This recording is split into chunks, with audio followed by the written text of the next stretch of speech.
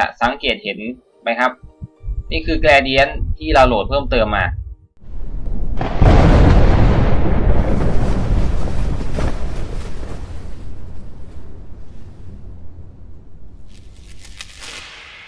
สวัสดีครับคลิปนี้ผมจะมาทำตามคำแนะนำที่เพื่อนๆได้แนะนำเข้ามานะครับก็คลิปนี้จะเป็น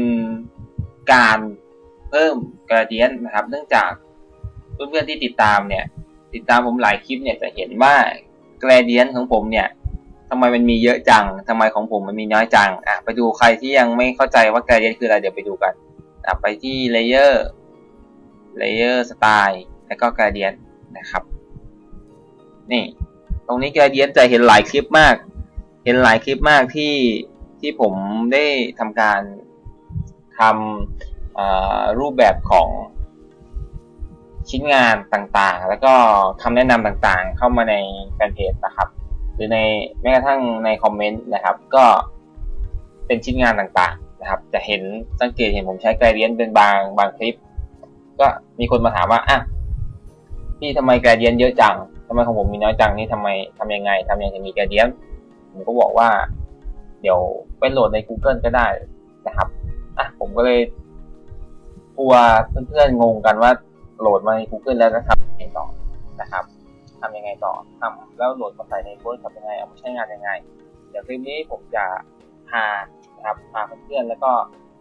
คนเพื่อนๆที่แนะนำผมเนี่ยมารู้จักวิธี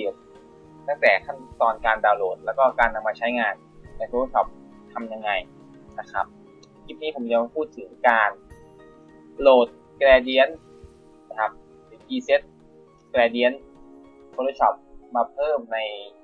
Photoshop ของเราเพื่อที่จะสร้างชิ้นงานได้หลากหลายรูปแบบมากขึ้นนะครับนั่นคือ gradient สำเร็จรูปนะครับเพิ่มเติมกันนะครับจริงๆเราก็สามารถใช้ได้แหละทำไปที่เปลืองก็จะมีตั้งแต่ตรงนี้นะครับจะเป็น gradient เพิ่มเติมที่ Photoshop มีให้เราครับแต่ถ้าเราอยากได้เพิ่มเติมเราก็ต้องโหลดมาเพิ่มอย่างเช่นสีทองเนี้ยเราอยากได้เฉดสีทองเนี้ยมาใช้งานก็สามารถโหลดมาใช้ได้เพื่อไม่ให้การเสียเวลาเดี๋ยวไปดูกันเลยนี่ผมขอปิดไว้ก่อนนะครับวิธีการนะครับถ้าจะให้เข้ามาเว็บนี้เลยเดี๋ยวเพื่อนๆจะงงนะครับจะงงผมขออนุญาตเปิด Wi-Fi ก่อนให้เพื่อนไปที่ Google เลยนะครับหรือ Google เลยเริ่มต้น Google เลยเดี๋ยวผมจะทิ้งลิงก์ไว้ด้านล่างด้วยนะครับถ้าไม่อยากเข้านะครับไปที่ Google นะครับให้เพื่อนๆพิมพ์คำว่าดาวน์โหลดนะครับ gradient Photoshop พิมพ์ตรงนี้ได้เลยนะครับเมื่อเข้าใน Google แล้วนะครับผมไปที่ค้นรูปนะครับค้นรูปก็จะมี gradient เยอะแยะมากมายนะครับให้เราได้เลือกกันนะครับสมมติว่าผมสนใจ gradient ตรงเนี้ยนะครับผมก็คลิกเข้ามาดูนะครับหรืออยากได้ gradient สีทองตรงเนี้ยก็คลิกเข้ามาดูผมจะเลือกสีทองเนี้ยผมก็คลิกเข้าไปที่ลิงก์นี้ได้เลยนะครับปึ๊บก็จะมี gradient ต่างๆนะครับ gradient ต่างๆให้เราดาวน์โหลดกันมาใช้กันนะครับเยอะแยะมากมายนะครับก็จะมีเนี่ยครับสีทองต่างๆให้เราเลือกใช้งานกันเนี่ยนะครับเนี่ยอย่างที่เราเจอนะครับว่าเราต้องการสีทองแบบไหนอะไรยังไงหรือสีอะไรที่เราต้องการเราก็ไปเลือกดูครับตรงเนี้ยเมื่อเราถูกใจตรงไหนแล้วเนี่ยเราเข้าไปที่เว็บนั้นนะครับเดี๋ยวผมสาธิตตัวนี้แล้วกันนะครับเมื่อเข้ามาตรงนี้แล้วปุ๊บหรือว่าผมจะเอาเป็นตัวนี้นะครับเป็นตัวนี้ผมจะดาวน์โหลด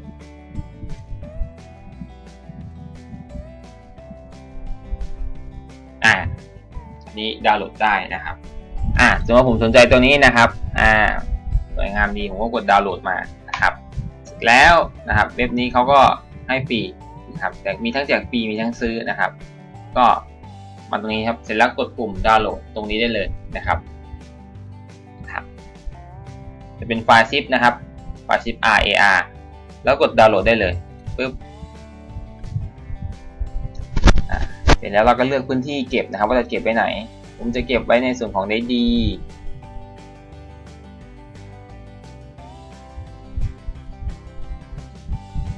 นี่ครับก็จะเป็นโฟลเดอร์ที่ผมสร้างเอาไว้จะ เซฟไว้ตรงนี้ก่อนนะครับเสร็จแล้วกดปุ่มดาวน์โหลดได้เลยนะครับดาวน์โหลดเสร็จแล้วก็ไปที่เปิดโฟลเดอร์นะครับตรงนี้นะครับก็จะได้ไฟล์ซิปขึ้นมานะครับไฟล์ซิปเราก็สามารถที่จะดับเบิลคลิกนะครับแล้วก็ทำการแตกไฟล์ได้เลยนะครับกดโอเคก็คือแยกลงที่นี่นะครับเราก็จะได้โฟลเดอร์1โฟลเดอร์ขึ้นมานะครับก็คือโฟลเดอร์เจ้าตัวไฟล์ .grd นะครับไฟล์ .grd ก็คือไฟล์gradient ที่เราโหลดมาเมื่อกี้นะครับทีนี้ให้เรากลับมาที่ Photoshop มาที่ Layer Style Gradient ได้เลยครับทีนี้เดี๋ยวผมจะให้ดูก่อนว่า Gradient ที่ผมมีอยู่ตอนเนี้ยมีอยู่ประมาณนี้นะครับมีอยู่ประมาณนี้นะครับก่อนที่ผมจะทำการแอดหรือโหลดตัวที่ผมดาวน์โหลดเข้ามาในตัวโปรแกรมนะครับก็จะมีโปรแกรมอยู่ประมาณนี้นะครับให้เราได้เลือกใช้กันนะครับที่ผมมีอยู่นะเดี๋ยวว่าจะดูประมาณนี้นะครับโอเค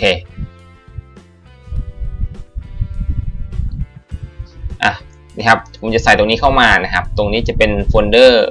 เป็นไฟล์ที่ผมดาวน์โหลดนะครับผมจะเอามาแอดเข้ามาใน Photoshop นะครับไปที่ไฟล์ก่อนนะครับไปที่ไฟล์นะครับเสร็จแล้วนะครับผมจะทำการคลิกขวา Copy ครับ Copy ไฟล์นะครับเสร็จแล้วไปที่ DSC ย้อนกลับกันดีกว่าเอางี้เดี๋ยวผมจะทำการเปิดตัวโปรแกรมเลยดีกว่าCopy อีกหนึ่งครั้งหนึ่งนะครับเปิดที่ Start นะครับคลิกขวาที่ตัวโปรแกรม Photoshop เลยนะครับถ้าโปรแกรมอยู่หน้าเดสก์ท็อปก็คลิกขวาที่หน้าเดสก์ท็อปได้เลยนะครับคลิกขวานะครับไปที่ Open File Location นะครับโอเคครับก็จะเจอไฟล์ติดตั้งของตัวโปรแกรม Photoshop นะครับไปที่ Preset ได้เลยนะครับไปที่ Preset เสร็จแล้วนะครับให้หาโฟลเดอร์ Gradient ครับ Gradient ครับโฟลเดอร์นี้นะครับเสร็จแล้วเราก็ดับเบิลคลิกเข้าไปนะครับก็จะเจอไฟล์ Gradient ที่เรามีอยู่ณตอนนี้นะครับอาจจะเป็น Gradient ที่เรามีอยู่ในเครื่องนะครับให้เรากด Paste นะครับวางไว้ที่โฟลเดอร์นี้ได้เลยนะครับให้เราจำชื่อไว้เลยนะครับว่าชื่อที่เรานำมาวางไว้นะครับก็คือชื่อนี้ครับเพราะว่าเดี๋ยวตอนเราไปโหลดใน Photoshop เราจะต้องจำชื่อให้ได้นะครับไม่งั้นเราจะไปโหลดตัวอื่นมานะครับจำชื่อไว้นะครับจำชื่อไว้ละก็คือไฟล์นี้นะครับต่อมานะครับให้เข้ามาที่ Photoshop กดเลือก Gradient นะครับใครดูไม่ทันไปที่ตัว Photoshop นะครับสร้างชิ้นงานขึ้นมาก่อนนะถ้าใครไม่สร้างชิ้นงานก็คือจะกดคำว่า Layer Style ไม่ได้นะครับก็คือผมสร้างไอตัวสี่เหลี่ยมเนี่ยผมลบออกก่อนผมสร้างไอตัวสี่เหลี่ยมนี้ขึ้นมานะครับเสร็จแล้วไปที่ Layer Style นะครับ Gradient ถึงจะขึ้นถ้ายังไม่สร้างเนี่ยก็คือเราไปที่ Layer Style ไม่ได้หลายคนถ้าทำตามผมทำไมไม่ขึ้นไม่ขึ้นนะครับ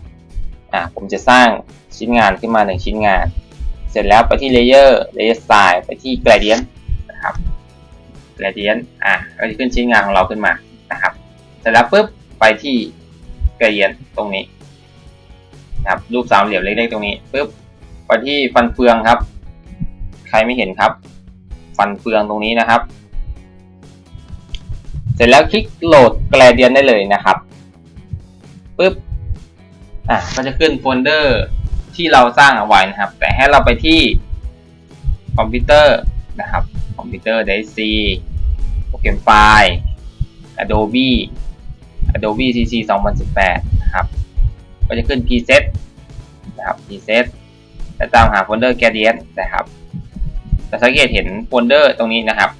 เราจำชื่อด้วยนะตั้งแต่ตอนแรกว่าเราโหลดตัวไหนมานะครับโหลดตัวไหนมาครับสมมติว่าเราเป็นตัวนี้นะครับก็กดปุ่มโหลดนะครับนามสกุล .grd นะครับกดปุ่มโหลดปุ๊บเสร็จแล้วนะครับผมให้เราเลื่อนลงมาข้างล่างจะสังเกตเห็นไหมครับนี่คือ Gradient ที่เราโหลดเพิ่มเติมมาเห็นไหมครับจากที่ผมให้เพื่อนๆดูว่าส่วนมาก Gradient ผมจะมีอยู่ถึงประมาณนี้ นะครับ ที่เหลือมันก็มาเพิ่มเติมนะครับด้านล่างถ้าใครดูอาจจะจับได้อยู่ว่ามันเพิ่มขึ้นจริงๆนะครับมันเพิ่มขึ้นจริงๆเห็นไหมครับผมสามารถที่จะไล่เฉดสีตรงนี้เพิ่มเติมได้นะครับสำหรับดีไซเนอร์หรือหน้าร้านนะครับทำงานออกแบบก็เขาจะรู้กันอยู่แล้วว่าหาจากที่ไหนนะครับเห็นไหมครับก็จะมีแกรเดียนให้เราใช้งานเยอะแยะมากมายสวยงามนะครับสวยงามก็จะมีทั้งสีทองต่างๆนะครับให้เราเลือกใช้งานต่างๆมากมายนะครับแล้วก็สามารถที่จะใช้งานกับแต่ละแบบได้ก็ประมาณนี้ครับลองไปเลือกเล่นเลือกใช้กันดูโหดีเซตตรงนี้มีเยอะมากนะครับมีสีดีๆทั้งนั้นเลยครับมีสีไข่สีพื้นผิวอย่างเงี้ยเราสามารถออกแบบตรงนี้ได้นะครับก็ไปเลือกเล่นกันดูนะครับสำหรับคลิปนี้ก็มาแนะนำเพียงเท่านี้นะผมถ้าสงสัยยังไงก็สอบถามที่ Facebook Fanpage J Computer ได้เลยนะครับผมจะมาตอบคำถามให้เพื่อนทุกคนนะครับอาจตอบช้าหน่อยแต่ตอบแน่นอนครับหรือ inbox คอมเมนต์ที่ด้านล่างคลิปนี้ได้เลยนะครับผมจะมาตอบคำถามทุกคนนะครับฝากผลงานตรงนี้เอาไว้ด้วยนะครับผมถ้าชอบใจอย่าลืมกดไลค์กดแชร์ไว้ให้เพื่อนดูด้วยนะครับสำหรับคลิปนี้ขอตัวลาไปก่อนแล้วไว้เจอกันคลิปหน้าสวัสดีครับ